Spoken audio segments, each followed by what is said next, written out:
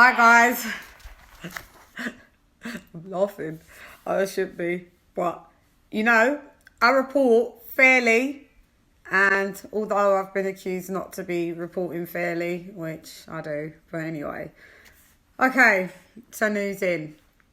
Michelle Joy Phelps comes in with a report about what she heard what she read Bob Arum,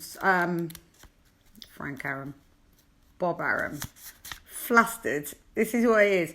Bob Arum on Boxing Scene, he said, and I quote, "Maybe we'll breathe some life into Wilder and Fury fight. Fury will fight Wilder. Joshua will fight his WBO mandatory Alexander Usyk." He said, Eddie promised the site deal to be finalised last week. We're still waiting. So I'm with you, Bob. Eddie has gone radio silent, said 24 hours that the signed agreement from the Saudis was to come in. And he's heard nothing back from Eddie at all. Tyson, he said, wants to fight regardless in June or July, which we're more than aware of that. And he said that he'll be fighting regardless who it is if they don't get their act together swiftly and soon, basically. Then he said, Arum said, Hearn sent a non-binding draft of a contract, which was when they questioned and said, look, we need it to be binding. They never heard back from Eddie. Eddie replied, nada. So that's a bit. He said, Bob Arum continues to say there was a contractual agreement with the loser of the rematch. They could execute for the fight for the trilogy to happen. So Wilder being the loser in the rematch, he's owed the trilogy, which we knew, and this is what we saw that was going to be happening. We saw Tyson Fury talking about it all throughout the year. Then contracts expired, but Bob Arum goes on to say that arbitration is just a waste of time and money. So, what is it? This is what I want to know. For me, from when I saw Tyson Fury talking about Wilder back into the picture, my spidey senses started to tingle, and I knew, is this a reason that contractually he's not allowed to do the fight? Joy Phelps, this is what happened. Stand by. The Saudi Arabia was named as the site to host Joshua versus Fury. Well, in her comment, she said that, he can't fight anyone until he fights Deontay first.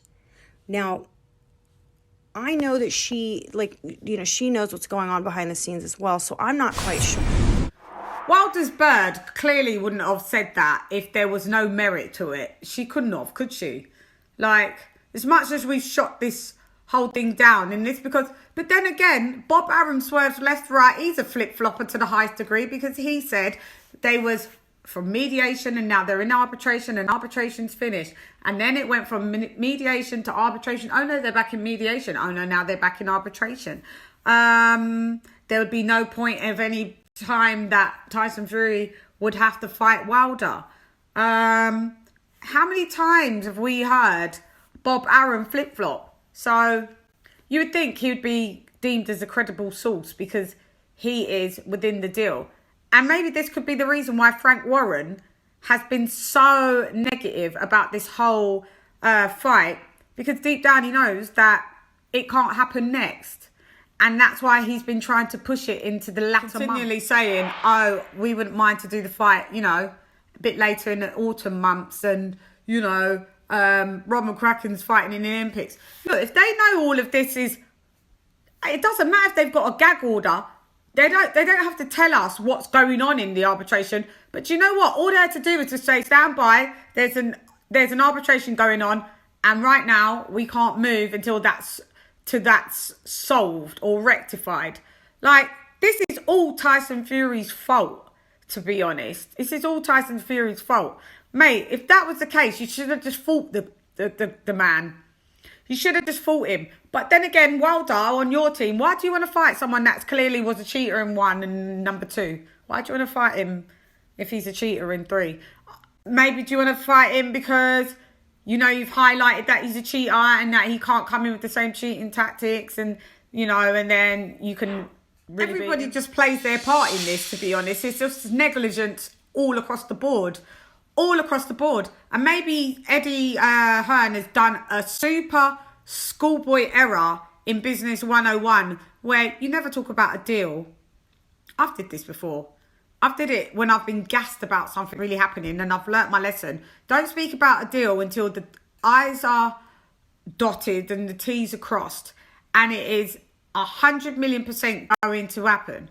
And I know in the excitement, but maybe he's just did that. In excitement, he's spoken to the Saudis. They're like, yep, we want it, we want it. We'll sort this out.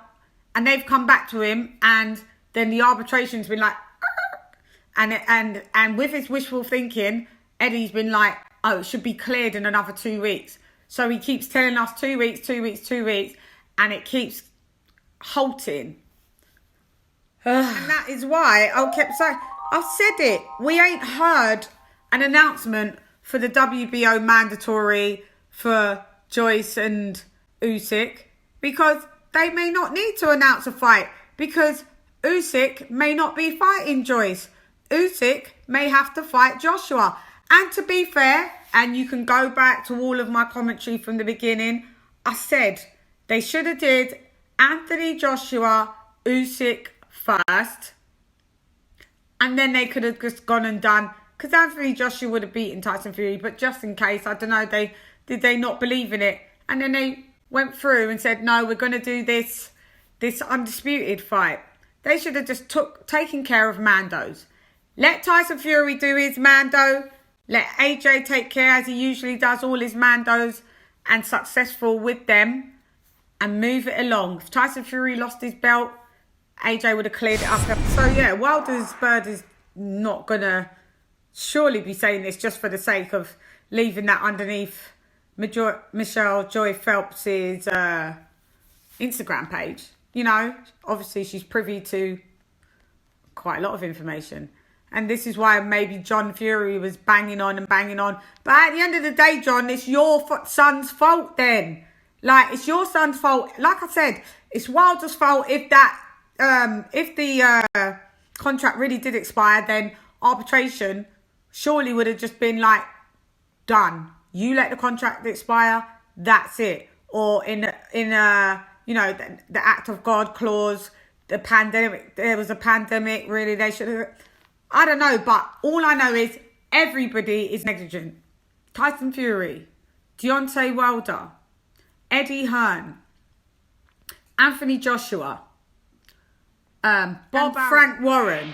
There's 6 of you all at fault, all saying, oh, this fight's happening and this and that. Instead of everybody just halting and just chilling out and getting things done correctly, now you wouldn't be in all this kerfuffle. And it's ridiculous. And guys, don't tell me I don't report fairly on this matter. As you know, I'm not the biggest news reporter in boxing. I do bits here and there. But I keep it straight and I keep it real. Whoever's at fault, that's it. They're all to blame. And I'll leave the source link in the description. They're all getting on my nerves. They all just got on my nerves now. Like... can't bother. Anyway, let's see. Signing out. Peed off. Hey girls, Lady Shamrock, none less. Come box with Chann. Gone. Rah. What idiots.